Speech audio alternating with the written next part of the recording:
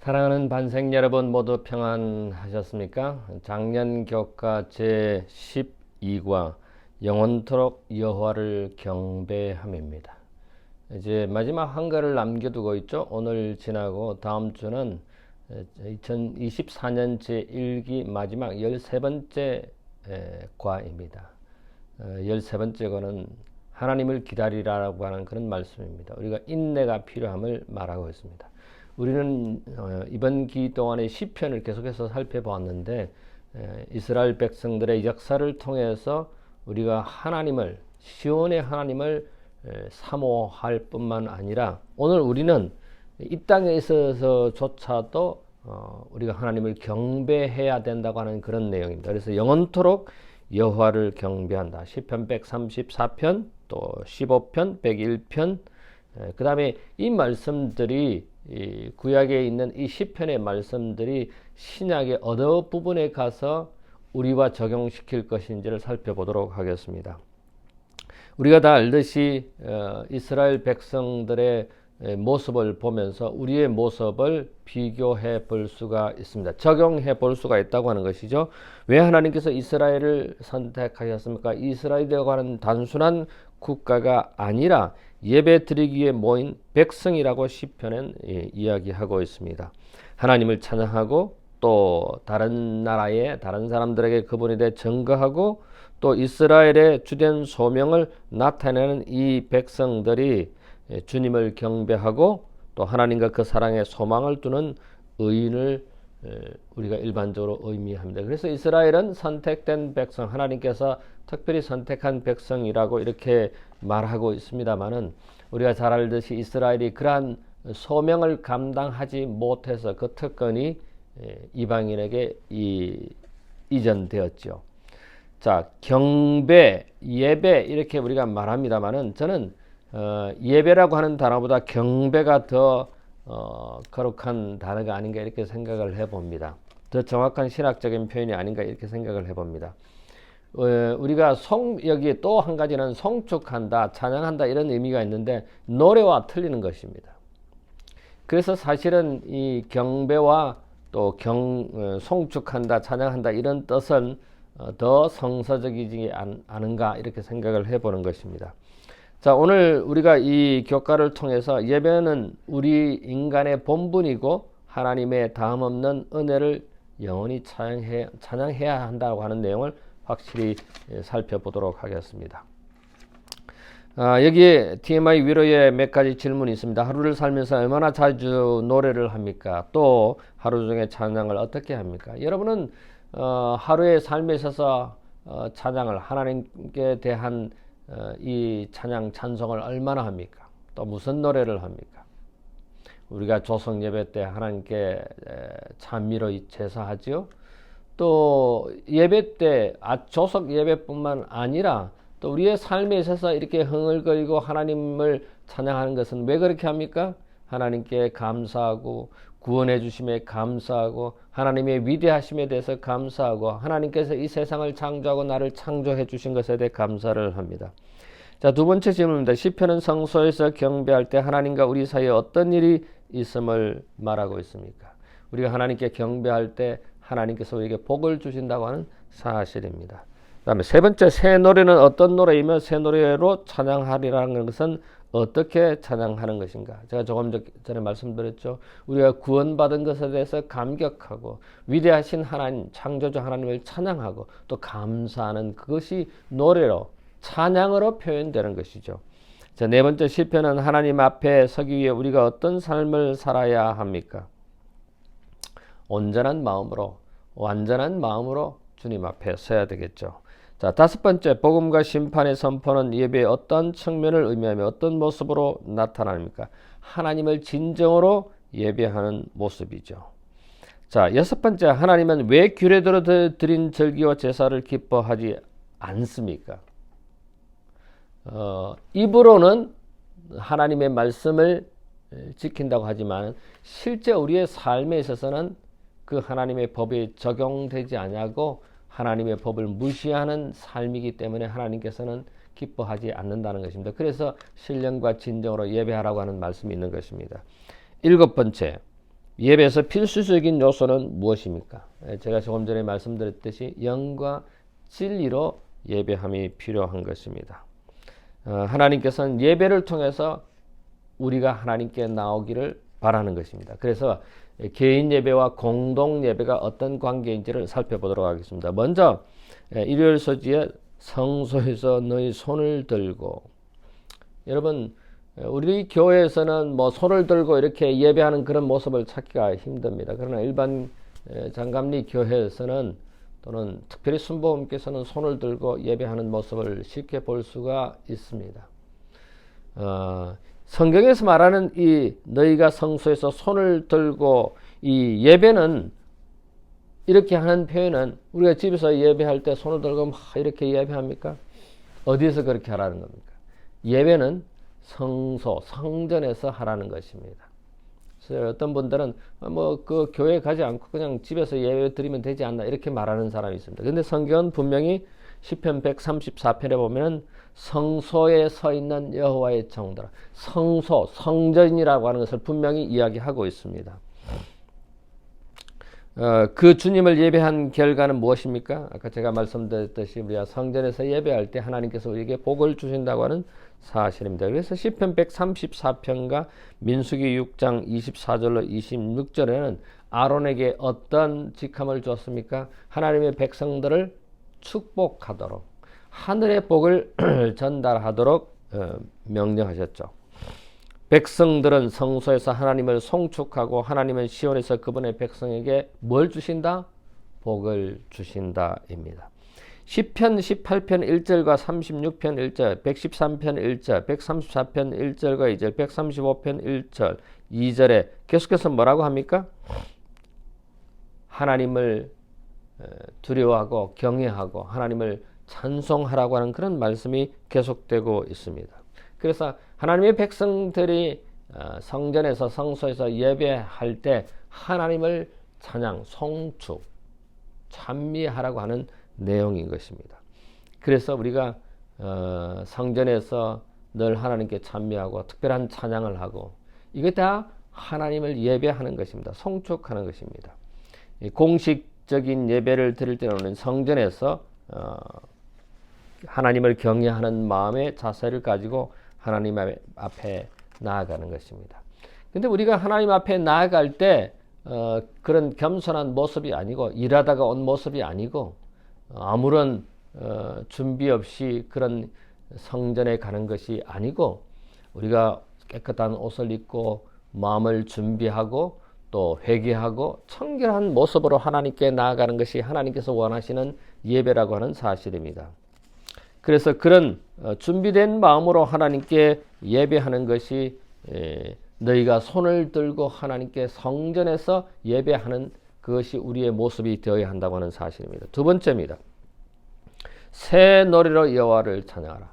자, 여기 시편 33편 3절, 40편 3절, 90편 1절, 98편 1절, 144편 9절, 149편 1절에 계속해서 말하기를 시편 기자는 새 노래로 여호와를 찬양하라고 하는 말씀이 있습니다. 이 새 노래 이유는 세상을 다스리시는 주님의 위엄과 주권을 새롭게 발견하고 창조주이시자 심판자이신 그분의 돌보심과 구원에 다시금 감사하는 것이 새 노래라는 것입니다. 원수와 죽음으로부터 구원을 받고 이스라엘을 향한 하나님의 특별한恩寵은 새 노래를 부르는 좀 더 개인적인 동기가 된다고 시편 이 교과 저자는 지적하고 있습니다. 그래서 새 노래의 공통 주제는 하나님에 대한 신뢰, 그 다음에 그분의 놀라운 위협에 대한 찬양, 창조주 하나님에 대한 찬양, 그 다음에 고난으로부터의 구원, 우리가 구원받는 하나님의 백성으로서 하나님께 새 노래를 드린다고 하는 것입니다. 자, 이사야 42장 10절로 12절, 요한계시록 5장 9절, 14장 3절에 보면은 새 노래에 대해 무엇을 알 수 있는가? 새 노래는 예수께서 인간을 구원하신 구원의 노래다. 구원받은 사람이 아니면은 그 새 노래를 배울 수도 없고 부를 수도 없다고 하는 사실입니다. 그래서 새하늘에서는 모세가 홍해를 건너서 노래를 불렀지 않습니까? 이스라엘 백성과 함께 그 모세의 노래가 하늘, 어린 양의 노래, 예수님께서 십자가에 달리신 그것을 기념하는 노래를 하늘에서 부를 것인데, 그것은 14만 4천 명 구원받은 자들이 배우고 노래하는 특별한 노래인 것입니다. 자, 우리가 하늘에서 새 노래를 부를 그날을 생각한다면 감격이 되고 기다려집니다. 우리 모든 반생들이 하늘에서 여러분과 제가 그 새 노래를, 모세의 노래를, 어린 양의 노래를 부를 수 있는 그날이 속히 오게 되기를 간절히 바랍니다. 자, 셋째 날입니다. 주여 누가 주의 장막에 거하리까? 이 시편 15편에 나오는 내용이죠. 정직, 공의, 진실. 그런데 여기에 이런 좋은 표현보다는 부정적인 표현이 더 많습니다. 이 시편 15편을 읽어보면은 허물을 말하지 말고, 이웃의 악행을 말하지 말고, 이웃을 비방하지 말고, 뭐 이런 부정적인 내용들이 나옵니다. 이자도 받지 말고, 또 뇌물도 받지 말고. 왜 이런 표현을 합니까? 이것은 하나님께 경배하는 자들이 합당한 사람, 합당한 모습이 어떤 모습인지, 이런 모습으로 하나님께 나아가지 말라는 뜻입니다. 그래서 하나님의 법대로 생활하는 온전한 모습으로 하나님께 나아가라는 것입니다. 다시 말해서 하나님께 나아갈 때는 깨끗한 의복을 입고 깨끗한 마음으로, 회개하는 마음으로 하나님께 나아가라고 하는 것입니다. 시편 24편 3절로부터 6절에 보면 여호와의 산에 오를 자가 누구냐. 아까 시편 15편은 주의 장막에 거할 자가 누구냐고 기록했는데, 시편 101편 1절로부터 3절에 보면 완전한 자, 온전한 자. 여러분, 모든 것이 완벽하게 해서 하나님께 나아가는 그런 의미로 우리가 완전을 생각하는 것이 아니라, 내가 현재 내 상황에서 온전하고 완전한. 그래서 사실은 이 온전과 완전이라고 하는 것은 이렇게 계속해서 발전되는 내용입니다. 오늘 내 현 상황에서 최선의 것, 온전한 것. 그래서 내일은 더 좋아지고 점점 이렇게 해서 온전하고 완전해지는 것입니다. 여기서 주장하는 것은 완전한 마음은 청결한 마음이라고 시편 24편 4절에 이야기했고, 또 진실한 마음이라고 시편 15편 2절에 했고, 또 하나님은 시편 24편 6절에 그것을 찾고 계신다고 기록하고 있습니다. 시편 51편 2절로부터 10절에 보면 하나님의 용서를 받음으로 온전해지고 청결해지고 깨끗해진다고 하는 것입니다. 그래서 우리가 사실 이 완전과 온전을 잘 이해하지 못하고 어려워합니다. 분명한 사실은 하나님께서 우리를 용서해 주시면 우리가 깨끗해지고 온전해지고 완전해진다고 하는 사실입니다. 자, 여러분,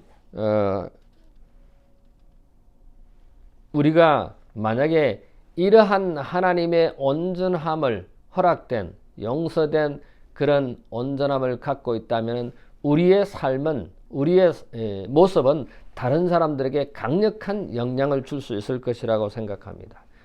주의 장막에 누가 거합니까? 진실한 마음으로, 정직한 마음으로, 깨끗한 마음으로 하나님께 나오는 자들입니다. 자, 넷째 날입니다. 열방 중에 주의 영광을 선포하라. 이스라엘 백성들에게 하나님께서 특별한 임무를 주었지만 그들이 온 세상에 복음을 전하는 그 사명을 감당치 못했습니다.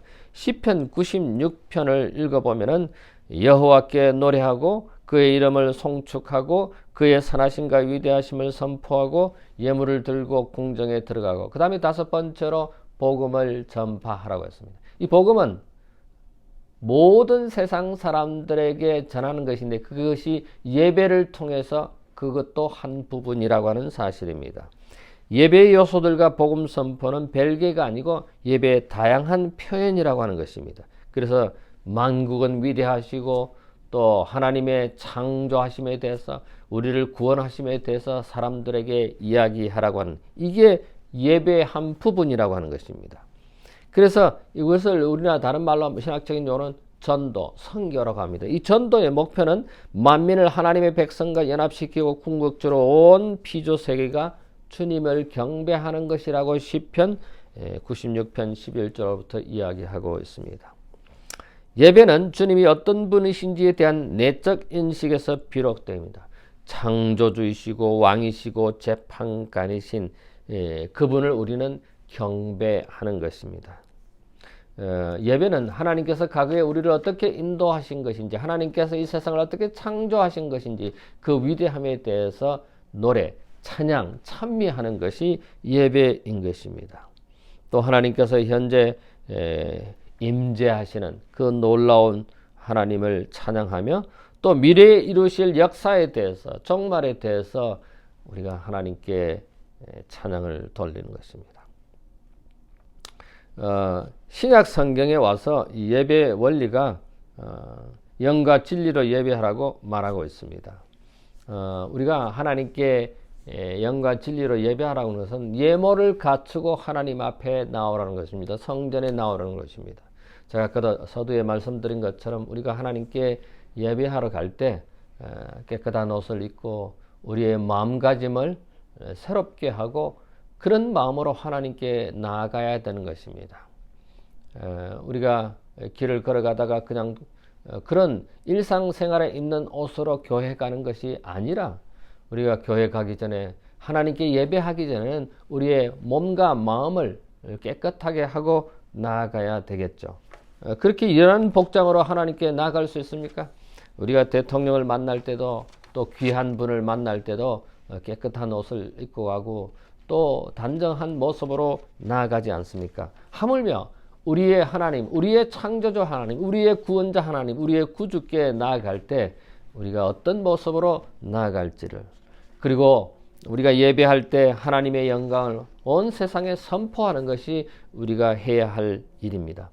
그런데 다섯째 날에 보면은 하나님께서 기뻐하시지 않는 예배, 제사에 대해서 이야기하고 있습니다. 시편 40편 6절로부터 8절에 보면은 제사와 예물을 기뻐하지 아니하고 번제와 속죄제를 요구하지 않는다. 이게 뭡니까? 주의 법이 내 심중에 있게 하라고 하는 것입니다. 50편 7절로부터 23절에 보면은 제물과 제사보다는 감사와 서원을 하나님께 드리라고 하는 것입니다.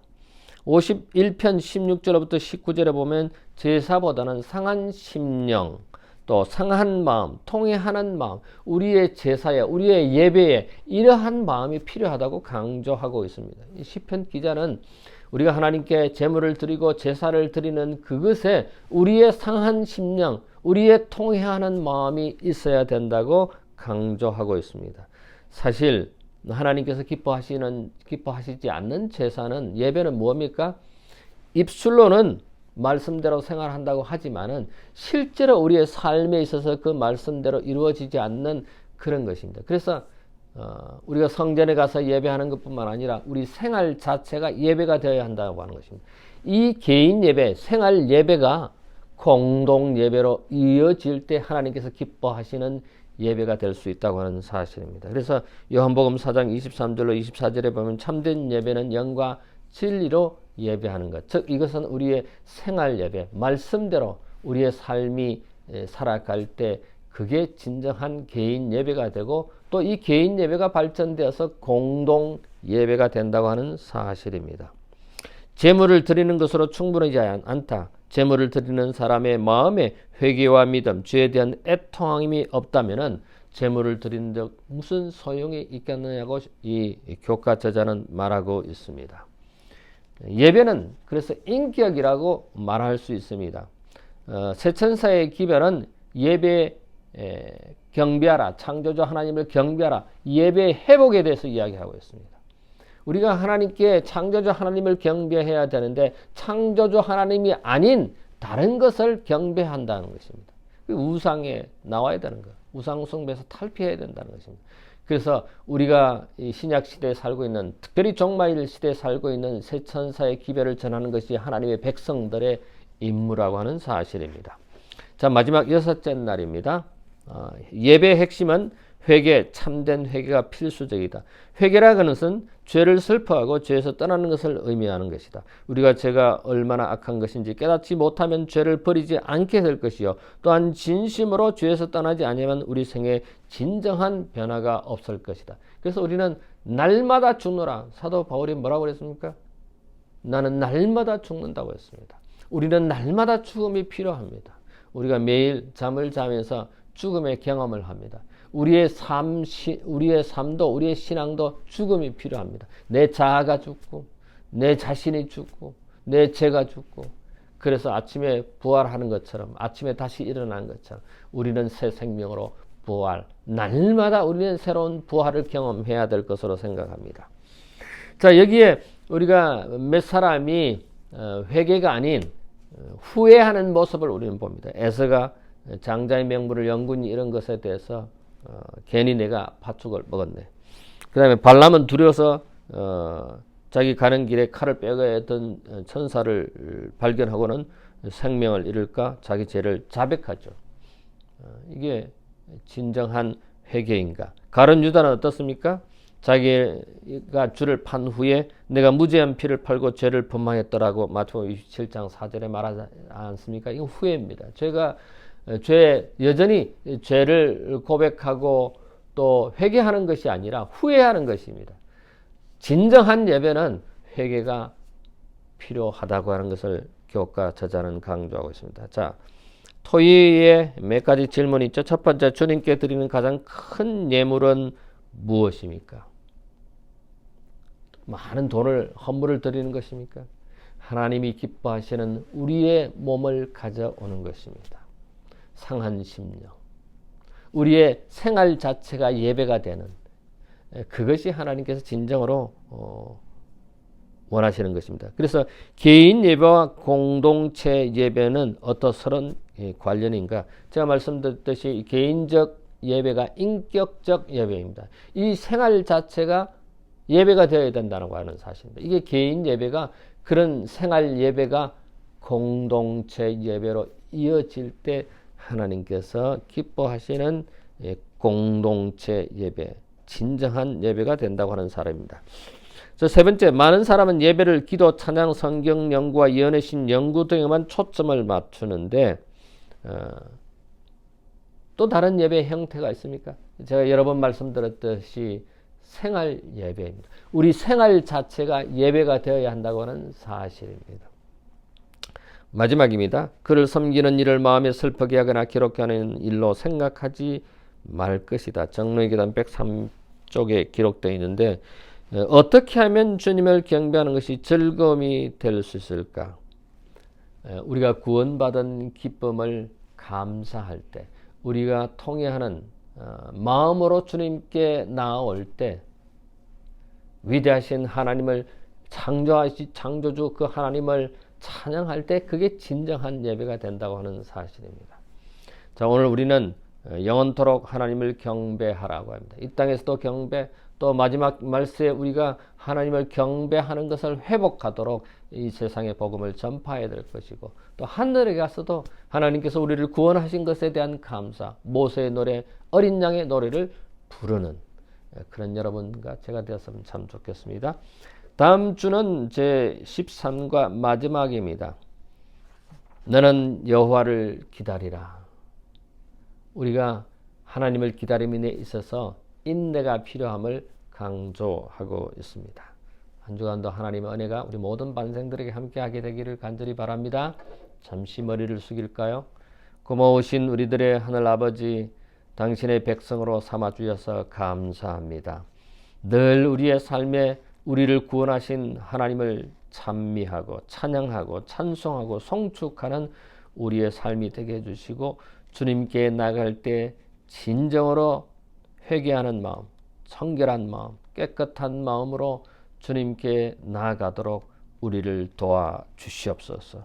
우리의 잘못을 주님께 고백하고 주님이 우리를 용서하심으로 온전한 하나님의 백성들이 다 되도록 인도해 주시옵소서.